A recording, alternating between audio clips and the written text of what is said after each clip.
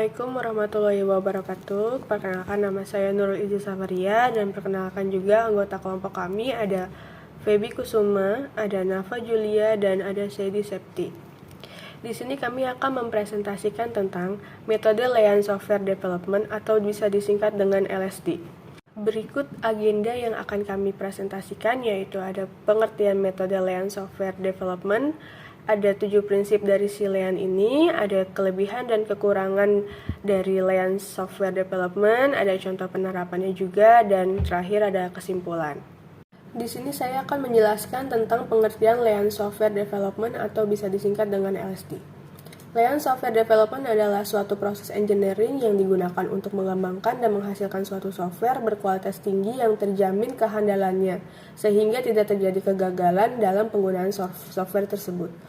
Layan Software Development ini berpedoman pada pemahaman lapangan dan kesesuaian pelaksanaan prinsip Layan di sepanjang seluruh proses pengembangan software. Slogan yang dipakai yaitu berpikir besar, bertindak kecil, gagal cepat, belajar cepat. Layan dapat mereduksi waktu pengembangan software karena waktu pengembangan software dapat direduksi dengan cara mengurangi error pengerjaan software, yaitu menggunakan 7 prinsip Layan yang akan dijelaskan oleh rekan saya selanjutnya. Baiklah, di sini saya akan menjelaskan tentang prinsip Layan Software Development. Di sini ada 7 prinsip di dalam LSD, yaitu yang pertama, eliminate waste atau mengeliminasi ketidakefisienan. Dalam software development, waste adalah sesuatu yang tidak mempengaruhi kualitas coding, mengurangi waktu dan usaha dalam menghasilkan coding, atau sesuatu yang tidak memberikan nilai bisnis kepada customer. Dengan kata lain, aktivitas apapun itu yang tidak pay for itself dalam mengurangi usaha dimanapun di dalam sistem. Toolsnya yaitu Seeing Waste dan Value Stream Mapping. Yang kedua adalah Amplify Learning atau mengamplifikasi pembelajaran. Prinsip ini berupaya mencari solusi terbaik dari sejumlah alternatif. Pemikiran lateral menghasilkan pendekatan alternatif, dan semakin banyak alternatif yang dipertimbangkan, maka semakin besar kemungkinan solusi berkualitas akan muncul. Prinsip ini juga mendorong running test setelah pembuatan produk.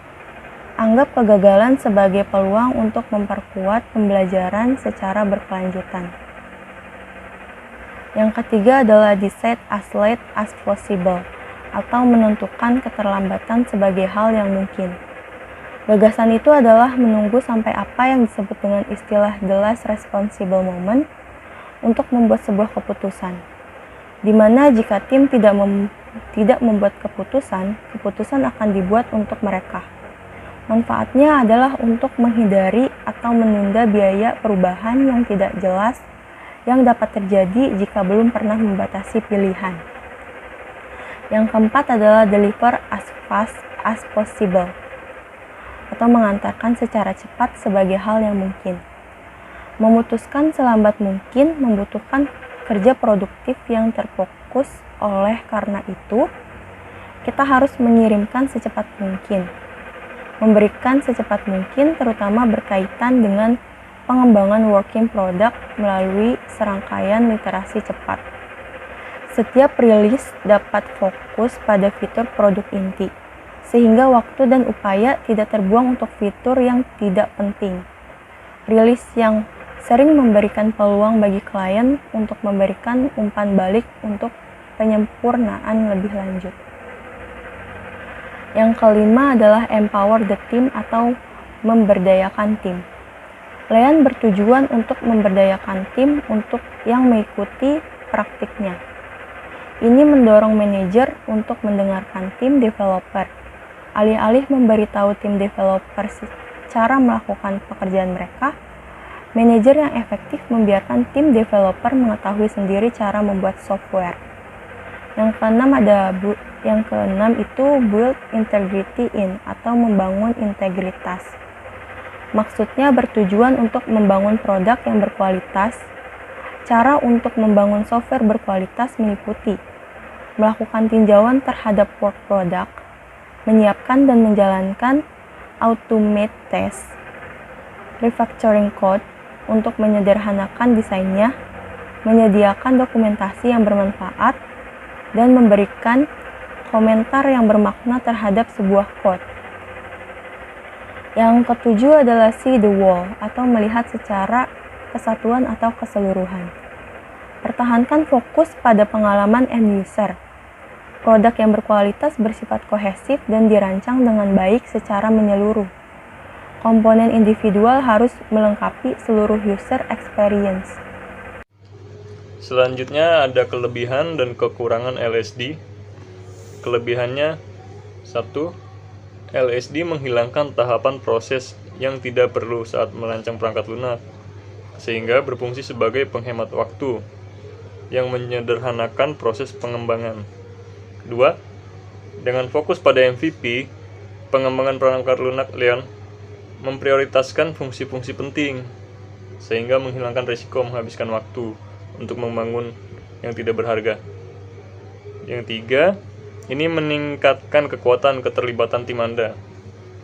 Karena semakin banyak anggota yang berpartisipasi, sehingga keseluruhan alur kerja menjadi optimal dan kerugian berkurang.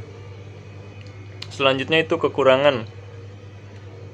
1, ada sulit untuk mengimbangi, sehingga tidak mudah bagi pengembang untuk bekerja dengan anggota tim karena konflik dapat terjadi di antara mereka. 2, ini mengarah pada proses pengambilan keputusan yang sulit, karena wajib bagi pelanggan untuk secara jelas menetapkan kebutuhan mereka agar pengembangan tidak terganggu. Contoh penerapan metode LSD, penerapan Lenting studi kasus Badan Pendapatan Daerah atau Bapenda Tangerang Selatan yang digunakan untuk menganalisis sektor manufaktur, yaitu lean manufacturing daripada proses industri. Pada tahapan yang pertama adalah dilakukan observasi waktu penyelesaian file selama 30 hari berdasarkan data sekunder. Kemudian dibuat diagram SIPOK untuk menentukan batas-batas dan pihak-pihak yang terlibat dalam pelayanan publik program peningkatan. Di sini digunakan plot seri waktu dan alat SIPOK sebagai referensi dalam menentukan tingkat atas demaik di dalam metode Lean Government. Diagram SIPOK digunakan Lean Consumption Map untuk menilai waktu pemrosesan dokumen pajak gedung. Didapatkan juga rasio nilai untuk limbah meningkatkan dari 14% menjadi 46%, yang menunjukkan bahwa peningkatan proses pelayanan dapat ditingkatkan ke kelas Lean. File dokumen manajemen rata-rata telah berkurang di 16 hari dari 56 hari hingga 20 hari. Selanjutnya diterapkan metode OCAP yang digunakan untuk mengimplementasikan dan untuk menjaga konsistensi pencapaian perbaikan hasil.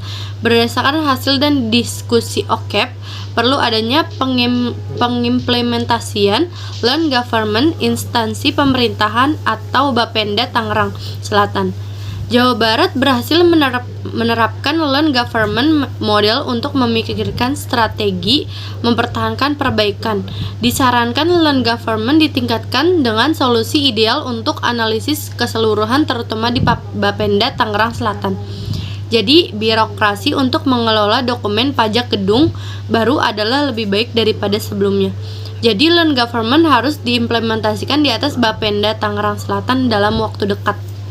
Kesimpulan, Lean adalah tentang memiliki sumber daya yang tepat di tempat yang tepat untuk melakukan pekerjaan yang sesuai dengan kebutuhan pelanggan dengan kualitas terbaik dan di waktu yang tepat. Ini terkait erat dengan metodologi Agile, pengalaman berbagai pengetahuan, pengiriman produk yang cepat, semua proses dan tahapan pengembangan dibangun secara akurat untuk menghasilkan produk akhir dengan biaya minimum secara tepat waktu. Sekian presentasi dari kelompok kami, kurang lebihnya mohon maaf. Terima kasih. Wassalamualaikum warahmatullahi wabarakatuh.